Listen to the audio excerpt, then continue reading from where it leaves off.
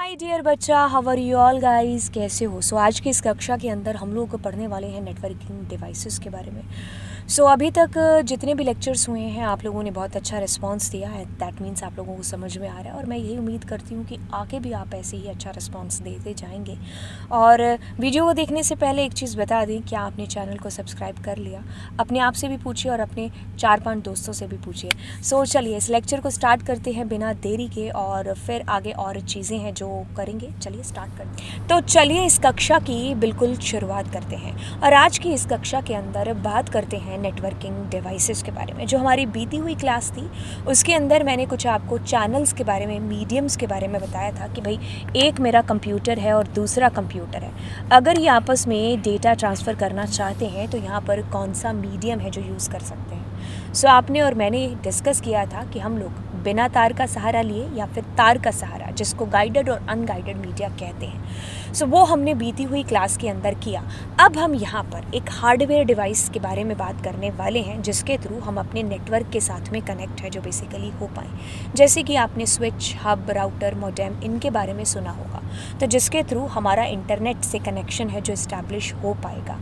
यानी कि अगर आप दो डिवाइसेस के बीच में कनेक्शन इस्टेब्लिश करना चाहते हैं वाया इंटरनेट, वो जो कनेक्शन है, वो जो इंटरेक्शन है, वो कैसे हो पाएगा? अगर हम अपने कंप्यूटर को नेटवर्क से जोड़ना चाहते हैं तो हमें इन डिवाइसेस की मदद है जो यहाँ पर लेनी पड़ेगी, क्योंकि ये है नेटवर्किंग डिवाइसेस, राइट। जैसे कि आप लोग कभी इंटरनेट कनेक्शन वगैरह लगवाते हो तो आपको एक जो है राउटर है जो साथ में दे दिया जाता है, उस पर जो लाइटें सी जगती होती है, फिर हम उसके पीछे केबल है जो जोड़ते हैं और फिर हमारा जो नेट है वो चलता है ना।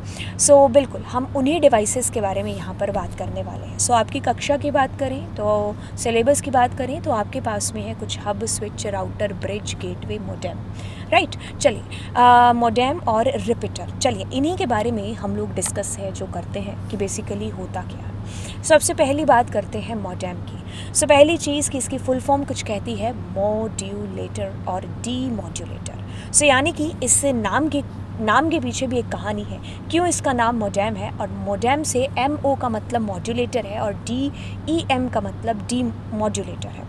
ये क्या करता है? मॉड्यूलेट और डीमॉड्यूलेट क्या करता है? भाषा को समझते हैं इसकी, और समझने के लिए अभी मैं आपको इसका एग्जाम्पल ना देते हुए आपको एक रियल लाइफ एग्जाम्पल देती हूँ। सबसे पहले हम रियल लाइफ एग्जाम्पल समझेंगे और उसके बाद में मैं आपको इसके साथ में जो है समझाऊंगी कि इसको हम मॉडेम को कैसे समझ सकते हैं। तो बेसिकली चलिए एग्जाम्पल लेते हैं। कुछ दो यहाँ पर कुछ दोस्त हैं, ठीक है, ये ऑफिस में काम करते हैं, इनके बॉस हैं बहुत खड़ूस हैं, ठीक है। अब होता क्या है, ट्रेजेडी जो इनके साथ में होती है कि इसको सुनना और आप कह लो बोलना कुछ भी नहीं आता, बोलना और सुनना नहीं आता है। और ये दोस्त है, इसको कह लीजिए पढ़ना और लिखना नहीं आता है, ठीक है, इसको पढ़ना लिखना नहीं आता और उसको बोलना और सुनना नहीं आता है। अब होता क्या है कि इनका जो डेंजरस बॉस होता है वो इनको एक सिंगल प्रोजेक्ट दे देता है उसके ऊपर काम करने के लिए। अब आपको पता है कि एक प्रोजेक्ट पर जब हम एक प्रोजेक्ट पर 2 लोग या 2 से ज़्यादा लोग आप काम कर रहे हैं, आपस में हमारा एक कम्युनिकेशन है जो होना चाहिए, नहीं होगा तो वो एक कम्युनिकेशन गैप हो जाएगा और प्रोजेक्ट पर इतने अच्छे से काम होगा नहीं। एक ही प्रोजेक्ट के ऊपर काम करना है, इसके लिए दोनों का कम्युनिकेशन होना ज़रूरी है, ये बात बराबर है। अब यहाँ पर कम्युनिकेशन कैसे हो? ये पढ़ना लिखना नहीं जानती है, ठीक है। अब ये सुनना और बोलना नहीं जानता है। अब ये ना तो इसको बोल करके बता सकता है और ना ही इसको लिख करके बता सकता है, क्योंकि उसको पढ़ना लिखना नहीं आता है। सेम चीज़ इसके केस में, क्योंकि उसको सुनाई ही नहीं दे रहा, तो ये कितना भी बोले कैसे समझे। अब ये तो बहुत ही दुविधा वाली बात है जो हो गई। बेसिकली एक चीज़ के ऊपर काम करना है बट कम्युनिकेशन गैप बहुत ज़्यादा है, हम पॉसिबल करें तो करें कैसे। अब यहाँ पर हम अपने एक प्यारे से बंधु दोस्त की हेल्प है जो लेते हैं, और वो जो दोस्त है वो यहाँ पर क्या चीज़ है करेगा, इससे चीज़ समझ करके, ये जो है इससे चीज़ समझेगा और इसको है जो इसकी लैंग्वेज में एक्सप्लेन करके देगा, और फिर इससे जब समझेगा तो इसको इसकी भाषा में समझाएगा, मतलब इसको बोल करके बता सकता है। तो यानी कि यहाँ पर जो मददगार, जो मसीहा बन करके आया बीच में, वो कौन आया? एक दोस्त आया, ठीक है। ये पढ़ना लिखना नहीं जानती है बट इसको सुना करके वो बताएगा, और इसको सुनना नहीं आ रहा है और इसको लिख करके बताएगा कि हाँ ये वाली बात है जो हो रही है। यहाँ पर जो मसीहा आपका है, वो दोस्त है, वो बन कर के आया, कौन? अब मैं आपको ये एग्जांपल मोडेम के केस में दे क्यों रही हूँ, क्योंकि मोडेम के केस में भी कुछ एग्जांपल ऐसा सा ही है। सो कहने का मतलब है कि हमारा जो इंटरनेट है ना बच्चा, उस पर चलते हैं एनालॉग सिग्नल्स, ठीक है। लेकिन जो हमारी मशीन्स हैं, हमारे कंप्यूटर्स हैं, वो 0-1 की भाषा समझते हैं, वहाँ पर चलते हैं क्या, डिजिटल सिग्नल्स। यानी कि कुछ इस तरीके से आप कह सकते हो, इसको 0 से डिनोट, इसको 1 से, इसको 0 1 0। सो हमारी मशीन्स को समझ में आते हैं डिजिटल सिग्नल्स, इंटरनेट के ऊपर फ्लो होते हैं एनालॉग सिग्नल्स। अब ये जो डिफरेंट हैं, तो किस तरीके से कम्युनिकेशन हो पाए अगर डेटा आपने यहाँ से कुछ यहाँ भेजना है। सो ये जो डेटा यहाँ से यहाँ आएगा, तो ये आएगा कैसे इंटरनेट के माध्यम से, बट इंटरनेट के ऊपर जो सिग्नल्स चलते हैं वो है एनालॉग सिग्नल्स। अब ये समझ पाएँ तो पाएँ कैसे। सो यहाँ पर बिल्कुल मैंने जब इसकी परिभाषा आपको पढ़ कर के सुनाई थी, तो मैंने आपको कहा था कि ये मॉड्यूलेट और डीमॉड्यूलेट करता है। बट क्या डीमॉड्यूलेट मॉड्यूलेट करता है, वो बिल्कुल यहीं पर यही चीज़ करता है। यानी कि ये क्या करता है, हमारे जो डिजिटल सिग्नल्स होंगे उनको ये एनालॉग में कन्वर्ट कर देगा। सो जब एनालॉग में कन्वर्ट हो जाएंगे, तो ये इंटरनेट के माध्यम से उस डेस्टिनेशन तक पहुंचेंगे, और वहाँ पर भी एक मोडेम लगा होगा जो वापस से इन एनालॉग सिग्नल्स को डिजिटल सिग्नल्स में कन्वर्ट कर देगा। कुछ आई बात समझ में?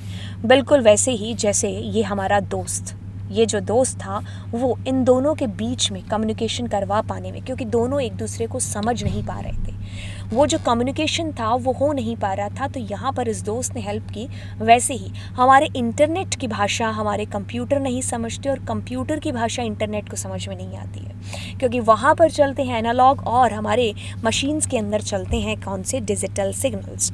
सो बिल्कुल इसीलिए हमारा मॉड्यूलेटर मॉड्यूलेट करता है, डीमॉड्यूलेटर वापस से उनको डीमॉड्यूलेट कर देता है। होता क्या है कि यहाँ पर मॉड्यूलेटर डीमॉड्यूलेटर, इसकी जो परिभाषा है उसके साथ साथ समझिए कि मॉड्यूलेटर का काम होगा कि डिजिटल को एनालॉग में कन्वर्ट करना, ठीक है। अब जब रिसीवर के पास में वहाँ पर उसका मॉड्यूलेटर डीमॉड्यूलेटर लगा होगा, तो वो क्या करेगा, वापस से वो जो एनालॉग सिग्नल्स होंगे ना, उसको डिजिटल के अंदर कन्वर्ट कर देगा। देखिए कुछ इस तरीके से, जैसे कि आप यहाँ पर देखिए, डेटा यहाँ से यहाँ फ्लो होना है, ठीक है, यहाँ से यहाँ फ्लो होना है। सो यहाँ पर मोडेम क्या करेगा, ये जो डिजिटल सिग्नल्स है ना, इनको एनालॉग में कन्वर्ट कर देगा।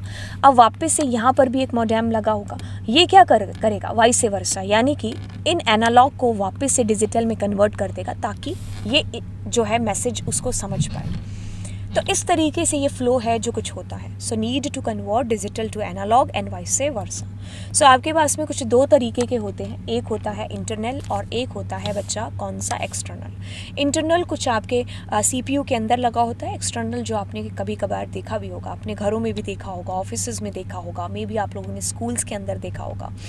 सो चलिए अब RJ45 ये हम लास्ट क्लास के अंदर समझ चुके हैं, बट यहाँ पर भी देखते हैं। RJ45 इसका फुल फॉर्म कुछ होता है रजिस्टर्ड जैक, और होता क्या है कि ये आप कह लो कि एक तरीके से कनेक्टर है। सो ये हमारी तार के आगे कुछ इस तरीके से लगा होता है, और इसको हम लोग इस इथरनेट कार्ड वगैरह जो हमारे जो है CPU वगैरह उसके पीछे, तो वहाँ पर इसका पोर्ट लगा होता है, और वहाँ से हम इसको जोड़ते हैं, और जिससे इंटरनेट हमारा जो है हम कनेक्ट हो पाते हैं इंटरनेट के साथ में। तो देखिए ईथरनेट कार्ड, जिसको हम लोग यहाँ पर NIC नेटवर्क इंटरफेस कार्ड का नाम है, जो ये भी देते हैं। और एक चीज़ आप यहाँ पर ये भी समझे कि इसकी फुल फॉर्म बड़ी ही इंपॉर्टेंट है, ठीक है। नेटवर्किंग के अंदर फुल फॉर्म आप कह लो कि एक बचाने वाला काम है जो करेंगे, बहुत इंपॉर्टेंट है हर किसी की फुल फॉर्म। सो नोट करके रख लीजिए, मैं भी आपको इनके लास्ट में 70 to 100 के बीच में है जो आपको दे दूँगी, उसके बाहर कोई भी फुल फॉर्म बेसिकली आएगी नहीं, ठीक है। तरीका भी बता दूँगी याद करने का, आपको इसके ऊपर एक भी मिनट नहीं लगाना है, मतलब एक्स्ट्रा मैं आपको बिना एक भी मिनट लगाए एक तरीका बताऊंगी, जिसके थ्रू आपका बिल्कुल भी टाइम ज़ाया नहीं होगा। आप उसको अपने बाकी सब्जेक्ट्स को या फिर कंप्यूटर के अंदर और SQL वगैरह को टाइम दे सकते हैं उतना।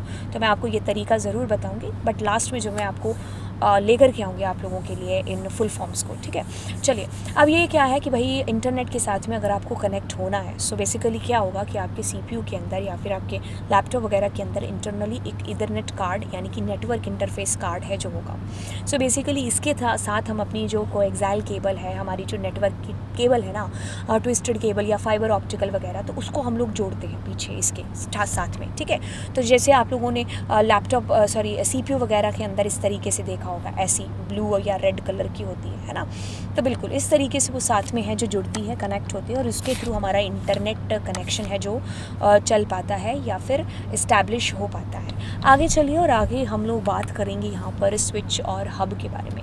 ये दोनों स्विच और हब बेसिकली क्या है एक्चुअली में, अगर हम इनको समझें तो बिल्कुल ये हमारे एक डिवाइस है जहाँ हमारा डेटा एक जगह से दूसरी जगह है जो फ्लो हो पाएगा, जिसके थ्रू मतलब हम नेट से कनेक्ट हैं जो हो पाएंगे।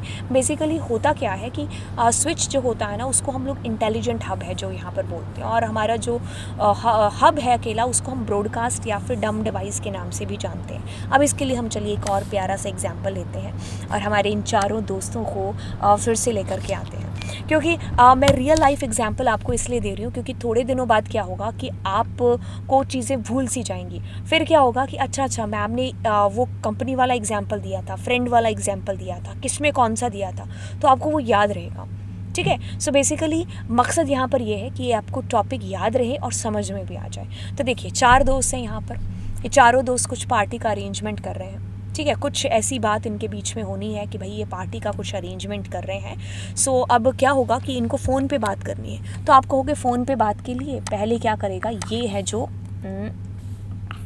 हाँ, ये इससे बात करेगा फ़ोन पर, फिर ये इसको फ़ोन करेगी, ये इसको। सो कितने सारी फ़ोन कॉल हैं जो हो जाएंगे। तो आप रियल लाइफ एग्जांपल लीजिए, जब आपको ऐसे बहुत सारे फ़ोन कॉल्स आपस में 4-5 दोस्तों को करने होते हैं, तो आप एक कॉन्फ्रेंस कॉल नहीं रखते होते आपस में, है ना। सो आप एक कॉन्फ्रेंस कॉल रखते हो, उस कॉन्फ्रेंस कॉल के साथ में आपके सारे दोस्त हैं जो कनेक्ट हो जाते हैं, है ना। सो अब आप कॉन्फ्रेंस कॉल रखते हो और फिर आप जो है आपस में बात है जो कर पाते हो। तो अब इसको कोई काम कहना है तो वो इन सब को सुनाई देगा, इसको कोई बात कहनी है तो वो इन सब को सुनाई देगी, ये कोई बात कहना चाहती है तो इन तीनों को, ये कोई बात कहना चाहता है तो बिल्कुल इन तीनों को सुनाई देगा। तो ये कनेक्शन कितना ईजी हो गया यहाँ पर। सो यानी कि आपको बार बार एक दूसरे को फ़ोन करने की बजाय आप क्या कर पा रहे हो, यहाँ पर सीधी अपनी बात कह रहे हो और वो सबको सुनाई दे रही है। तो यहाँ पर एक तरीके से ब्रॉडकास्ट नहीं हो रहा आपका मैसेज, जैसे कि टेलीग्राम के ऊपर मैं आप लोगों को मैसेज भेजती हूँ। सो ऐसा तो नहीं है कि मैं पर्सनली मेरे टेलीग्राम में 4-5 हज़ार बच्चे हैं तो मैं सबको मैसेज करती हूँ, नहीं, मैं वहाँ से एक मैसेज भेजती हूँ जो सबके डिवाइसेस पर चला जाता है। That means broadcast. जैसे रेडियो के ऊपर हमारे प्रधानमंत्री जी या फिर कोई भी है जो बोलता है रेडियो पर, तो वो एक तरीके से क्या हो रहा है, ब्रॉडकास्ट हो रहा है, हम सबको सुनाई दे रहा है ना, हम सब हैं जो सुनाई हमें पड़ रहा है। ऐसा नहीं है कि अगर प्राइम मिनिस्टर नरेंद्र मोदी है जिनको किसी से प्राइवेट बात करनी है तो वो रेडियो के थ्रू कर रहे हैं, नहीं, फिर वो तो क्या, वो तो सबको सुनाई देगी। कोई प्राइवेट बात अगर करनी है भाई, देश के लिए हमें बात करनी है, तो हम सबको नहीं सुनाएंगे, तो हम उसी पर्सन को बताएंगे कि अच्छा ऐसे ऐसे। बात समझ में आई कि नहीं आई। सो कहने का मतलब है यहाँ पर जब भी आपका जो है बात हो रही है तो क्या हो रही है, सबको बेसिकली सुनाई दे रही है। तो मैं यहाँ पर आपको बार बार इस एग्जाम्पल को इसलिए बता रही हूँ कि आप समझिए कि इनके अंदर ये जो बच्चे हैं ना, ये जो दोस्त हैं, इनकी जगह पर कंप्यूटर लगे हुए हैं। ठीक है, आप इनको समझो कि यहाँ पर ये लोग नहीं है, अब ये कंप्यूटर है। सो कंप्यूटर के केस में क्या होता है कि अगर हमारे पास में मान लीजिए बीच में जो हमें डेटा है ट्रांसफ़र करना है, तो बीच में हमारे पास क्या हो, हब लगा हो। ठीक है, हब लगाओ, हब का जो है कुछ इस तरीके से दिखाई देता है, ऐसे हमारा स्विच भी होता है। सो हब लगा है। सो अब देखिए इन सारे कंप्यूटर्स को आपस में क्या करना है, कम्युनिकेट करना है। ठीक है, जो है कम्युनिकेशन है जो इस्टेब्लिश करना है। तो क्या होगा कि ये वाला कंप्यूटर है जो इससे कनेक्ट पीछे वाले पोर्ट से, फिर इससे, फिर इससे, फिर इससे, ये सब एक दूसरे से इस तरीके से कनेक्ट है जो होंगे। तो अब क्या होगा कि अगर इस कंप्यूटर से डेटा आपका इस कंप्यूटर पर जाना है तो वो ना केवल इस कंप्यूटर पर जाएगा, वो सारे कंप्यूटर्स पर आपका है जो फ्लो होगा। अगर इसको डेटा इन तीनों में से सिर्फ इसी को भेजना है तो वो सबके पास, इसके पास भी जाएगा, इसके पास भी जाएगा, इसके पास भी जाएगा। सो यानी कि यहाँ पर आपका जो मैसेज है वो क्या हो रहा है, ब्रॉडकास्ट हो रहा है। सबको मैसेज है जो आपका जा रहा है, सबको आपका मैसेज है जो दिख रहा है, राइट। सो ये जो हमारा हेल्पफुल है, जैसे ऑफिसेज वगैरह में बॉस को अगर सबको मैसेज करना है तो दैट इज़ ओके कि हम सबको ब्रॉडकास्ट है जो कर रहे हैं। तो हमारा हब यहाँ पर यूज़ हो रहा है ना। तो जैसे ये कॉल कर रहे थे दोस्त आपस में, तो कॉन्फ्रेंस कॉल था, तो हम इसको हब का एग्जांपल समझ सकते हैं कि एक पर्सन बोल रहा है तो वो सबको सुनाई दे रहा है, दूसरा बोल रहा है तो वो सबको सुनाई दे रहा है। वैसे ही यहाँ पर अगर हमने इनको कंप्यूटर मान लिया तो ये सब हब के साथ कनेक्टेड है। अब एक किसी को मैसेज भेजेगा वो सबको दिखाई देगा, दूसरा किसी को भेजेगा वो सबको दिखाई देगा। तो ये यहाँ पर क्या है, एक हब का एग्जाम्पल है। तो हब को इसीलिए क्या बोला जाता है कि ये ब्रॉडकास्ट करता है इन्फॉर्मेशन का। ठीक है, ये क्या करता है, ब्रॉडकास्ट करता है इन्फॉर्मेशन का, जो भी नोड उसके साथ में कनेक्टेड होती हैं। ठीक है, जैसे अगर मान लीजिए यहाँ का मैसेज यहाँ भेजना है तो यहाँ नहीं, वो इसके पास भी जाएगा, इसके पास भी, इसके पास भी, सबके पास है जो फ्लो होगा आपका मैसेज, राइट। तो ये आपका इस तरीके से हब का एग्जाम्पल। अब थोड़ा सा यहाँ पर बदलाव लेकर के आते हैं कहानी के अंदर। अब यहाँ पर क्या है कि इन दोस्तों में से ये जो दोस्त है ना दोनों, इनको आपस में कुछ प्राइवेट बात करनी है, बट वो चाहते हैं कि इन दोनों को सुनाई ना दे। वैसे ही इन दोनों को भी आपस में कोई बात करनी है और वो ये चाहते हैं कि इन दोनों को सुनाई ना दे। सो यहाँ पर क्या हो रहा है कि बात करना चाहते हैं उसी कॉल के अंदर, बट वो थोड़ी स्मार्टली बात करना चाहते हैं। मतलब वो चाहते हैं कि अगर मैं उसको नाम लेकर के बोलूँ तो उसी को सुनाई दे, किसी और को सुनाई ना दे। तब ये क्या करते हैं, अब ये क्या करेंगे, यही जो कॉल है ना इसको थोड़ा सा स्मार्ट कॉल बना देंगे, थोड़ा सा स्मार्ट कॉल बना देंगे। यानी कि वो जो वही कॉन्फ्रेंस कॉल थी ना, इन्होंने क्या किया, उसी को थोड़ा सा स्मार्ट है जो बना दिया। तो अब क्या होगा, जो आपका हब यूज़ हो रहा था ना, इसकी जगह पर अब हम स्विच का एग्जाम्पल लेकर के आएंगे। स्विच भी दिखने में तो ऐसा ही होगा आपके पास में, ठीक है। अब ये जो अब आप इन दोस्तों को एग्जाम्पल ले लीजिए कि यहाँ पर 4 कंप्यूटर हैं। सो अब ये जो 4 कंप्यूटर हैं ये एक दूसरे के साथ में ऐसे इससे कनेक्टेड है। तो अब क्या होगा, अगर इसको डेटा इसको भेजना है तो वो जाएगा सबके पास में, लेकिन कोई इसको देख नहीं पाएगा। रिसीवर यही है जो इसको रिसीव करेगा, क्योंकि डेटा ट्रांसफ़र इसको हुआ है।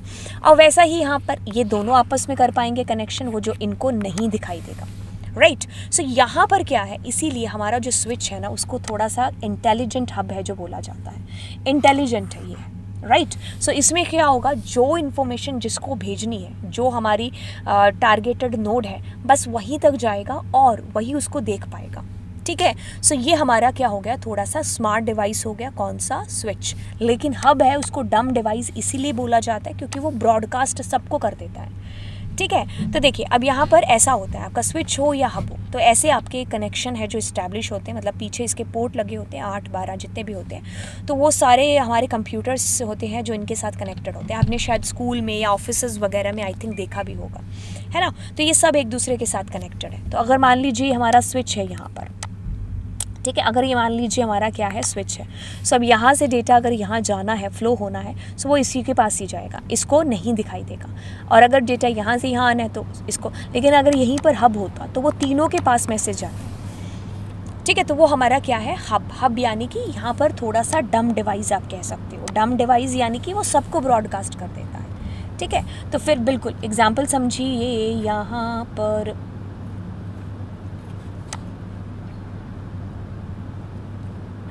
सो देखिए यहाँ पर हमारे पास में बीच में क्या लगा हुआ है बेटा, हब लगा हुआ, हब लगा हुआ है, ठीक है। सो यहाँ से अगर मैं डेटा यहाँ पर वर्क स्टेशन पर भेजना चाहती हूँ, सो यानी कि ये दोनों ही आपस में कनेक्शन है जो इस्टेब्लिश कर पाएँ, तो ये जो हब है ना इसकी जगह पर हमारा स्विच यूज़ होगा उस वक्त। हम चाहते हैं, ठीक है, कि हम बाकी किसी को मैसेज है जो फ्लो ना करवाएं, मतलब कोई मैसेज ना देख पाए, राइट। लेकिन अगर हम चाहते हैं यहाँ पर कि भाई सब जगह हमारा मैसेज फ्लो हो, ठीक है, तो हम हब ही रहने देते। सो ये हमारा फिर किसका एग्जाम्पल होता, हब का होता।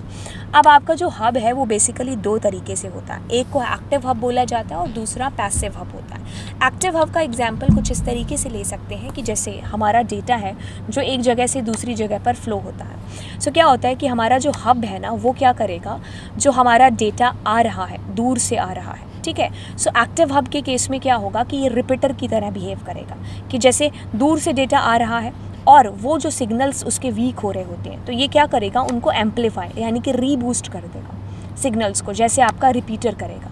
लेकिन पैसिव हब क्या करेगा, जैसे सिग्नल्स आ रहे हैं चाहे वो वीक है तो वैसे ही वो आगे फ्लो है जो कर देगा, ठीक है। सो ये हमारा दोनों के बीच का एग्जाम्पल हो गया। बाकी आप यहाँ पर है जो अपनी तरफ से मैंने बहुत सारी चीज़ें लिख दी हैं, स्विच के बारे में भी लिख दिया, हब के बारे में भी, तो आप अपनी मर्ज़ी से अपने नोट्स के अंदर इनको मेंटेन कर सकते हो। वैसे मैं पढ़ के बता देती हूँ। A switch is able to handle the data and known the specific address to send the message. It can decide the computer is the message intended for and send the message directly to the right computer. यही इसका काम है किसका, switch का। But hub होता तो वो सबको मैसेज है जो आपका फ्लो कराता। तो ये क्या है, इसीलिए फास्ट भी है क्योंकि इसको सबको फ्लो नहीं कराना, सिर्फ जिसको ज़रूरी है उसी को करना है, ठीक है।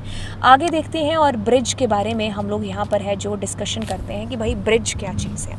देखिए ब्रिज को समझने के लिए वैसे आपके सिलेबस में है नहीं, बट मैं आपको एग्जांपल देती हूँ कि मान लीजिए यहाँ दिल्ली है और इधर है नोएडा, तो बीच में हमारी एक यमुना नदी है जो बहती है। अब दोनों सिटी हैं जो आपस में किस तरीके से कनेक्ट हो पाती हैं, बीच में एक क्या है, ब्रिज लगा हुआ है, तो वहाँ से आना जाना है जो बेसिकली होता है, चाहे ट्रेन्स का हो, चाहे मान लो मेट्रो वेट्रो का हो, कुछ भी कह लो। तो क्या है, ब्रिज हमारा है जो बीच में।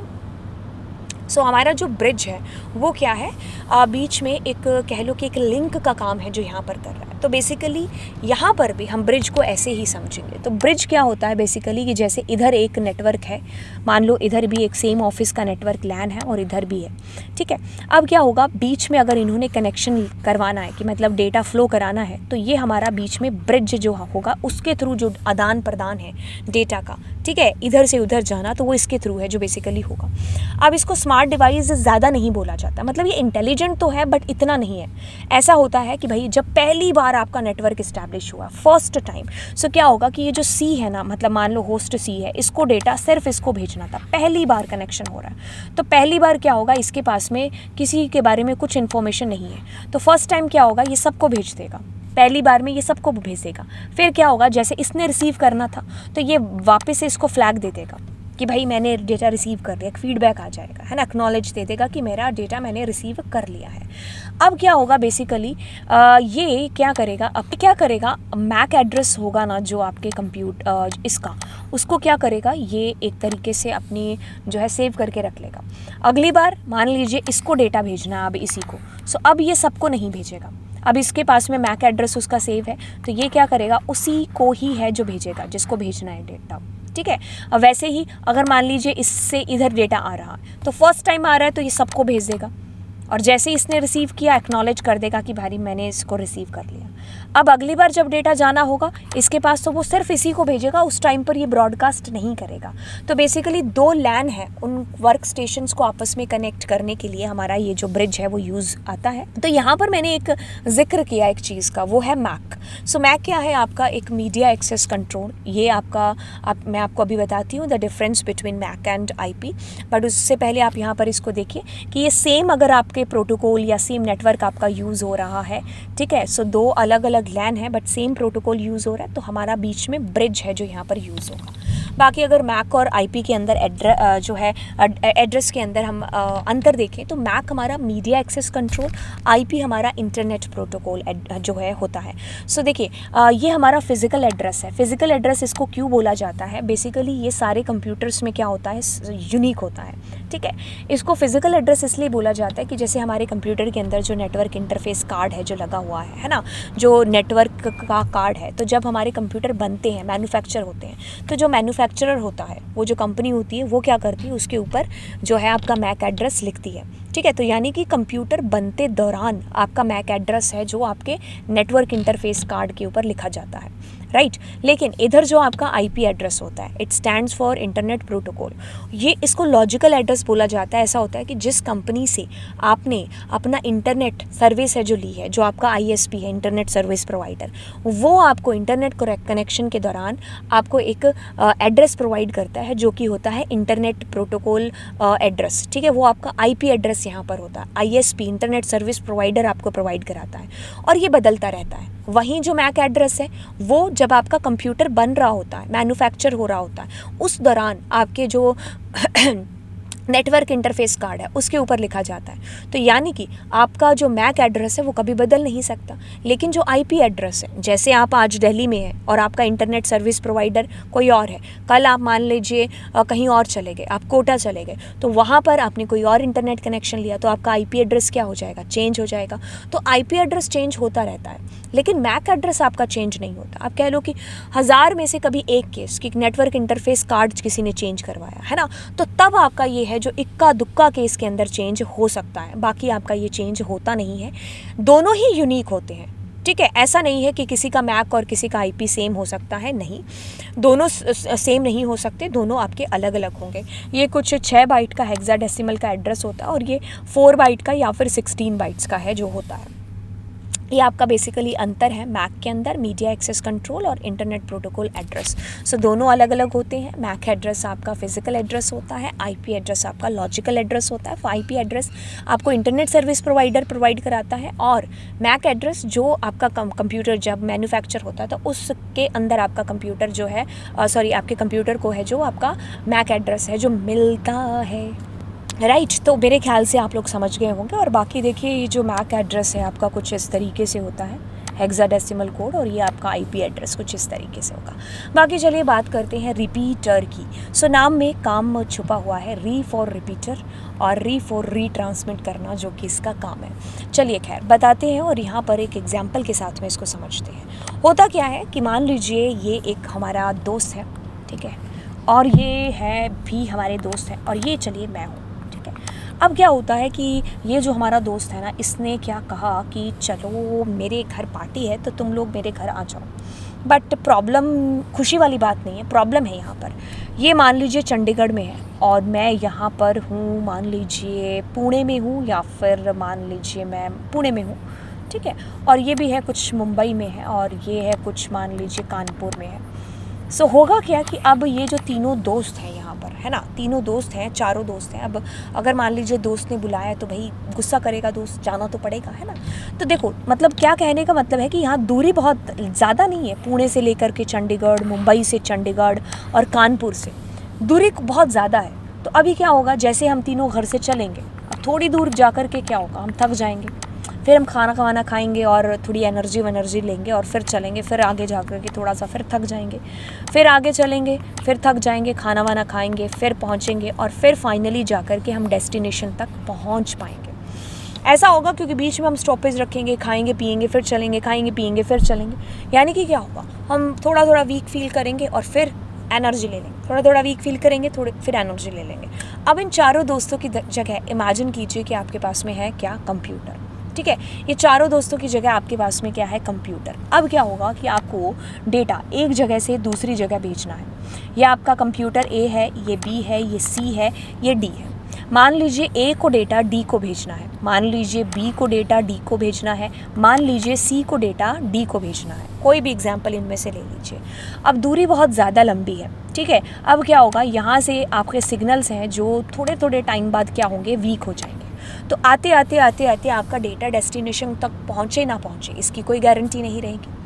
अब बीच में जो है आपके डेटा को रीबूस्ट करने के लिए, रीट्रांसमिट करने के लिए जो क्या लगे होते हैं, बिल्कुल रिपीटर्स हैं, जो लगे होते हैं। क्या लगे होते हैं, रिपीटर्स लगे होते हैं। वो क्या करते हैं, आपके जो वीक हुए सिग्नल्स हैं ना, उनको रीबूस्ट करते हैं, रीट्रांसमिट करते हैं, ताकि वो आगे डेस्टिनेशन तक है पहुंच पाए। जैसे डेटा भेजा गया है वैसे ही उसके थ्रू है जो रिसीव हो। तो ये जो काम है ये किसका होता है, रिपीटर्स का होता है, ठीक है। तो यानी कि क्या कह सकते हैं, when the data transmit over a internet for long distance, the data signals weak due to attenuation, a repeater regenerate the received signals and retransmit it to its destination. So guys, ये line बेहद important है कि एक repeater क्या करता है, regenerate करता है द रिसीव्ड सिग्नल, और फिर उनको क्या करेगा, रीट्रांसमिट है जो कर देगा, ताकि वो डेस्टिनेशन तक डेटा पहुंच पाए, राइट। सो ये जो बीच में मसीहा है कौन है, आपका ये है रिपीटर। यानी कि ये जो वीक हुए सिग्नल्स हैं उनको रीट्रांसमिट करने का काम रिपीटर के द्वारा है जो किया जाएगा। अगला एग्जाम्पल समझते हैं, राउटर। राउटर से क्या समझते हो, राउटर, रूट डिसाइड करने वाला, बिल्कुल। अब इसके लिए चलिए एक एग्जाम्पल समझते हैं कि ये मान लीजिए हमें बहुत भूख लगी है, हमने केक ऑर्डर किया, ठीक है, हम तीनों ने केक ऑर्डर किया। ये मान लीजिए कोई एक XYZ कंपनी है, उसने बहुत अच्छा केक बनाती है, ठीक है। अब हमने केक ऑर्डर किया तो क्या हुआ कि ये डिलीवरी बॉय है, इसने अब डिलीवरी करनी है हमारे घरों में केक की। बट इनकी एक पॉलिसी है, पॉलिसी बड़ी अच्छी, कहता है कि अगर 1 घंटे से ज़्यादा टाइम हुआ ना तो मैं आपको फ्री में केक दूंगा। 1 घंटे से अगर ज़्यादा टाइम होगा तो हम फ्री में एक केक है जो आपको दे देंगे। ये तो बड़ी अच्छी पॉलिसी है ना। हम तो चाहेंगे कि और लेट हो, बट ये चाहेगा कि मैं जल्दी से जल्दी जाऊँ। सो अब क्या होगा, अब हमने ऑर्डर कर दिया, इसने हमारे घरों पर केक पहुंचाना है। तो देखिए अब ये देखेगा क्या करेगा, ये रूट डिसाइड करेगा कि कहाँ से मैं जाऊं जिससे जल्दी से जल्दी मैं केक पहुंचा दूं। अब ये क्या करता है, ये अगर ये वाला सीधा रास्ता अपनाता है तो ये शायद 10 मिनट 15 मिनट में मेरे घर पहुंच जाएगा, ठीक है। लेकिन इस रास्ते पर ना ट्रैफिक बहुत ज़्यादा होता है, क्योंकि सीधा रास्ता है, छोटा रास्ता है, तो इस पर बीच बीच में ट्रैफिक बहुत ज़्यादा होता है, ट्रैफिक मिल सकता है। फिर एक हाईवे का रास्ता है जो बहुत लंबा है, ठीक है। अब इससे जाएगा तो हो सकता है इसको 30 मिनट लग जाए मेरे घर आते आते। लेकिन इस पर ट्रैफिक बिल्कुल भी नहीं होता, एकदम खाली रास्ता होता है, बट ये थोड़ा सा लंबा है।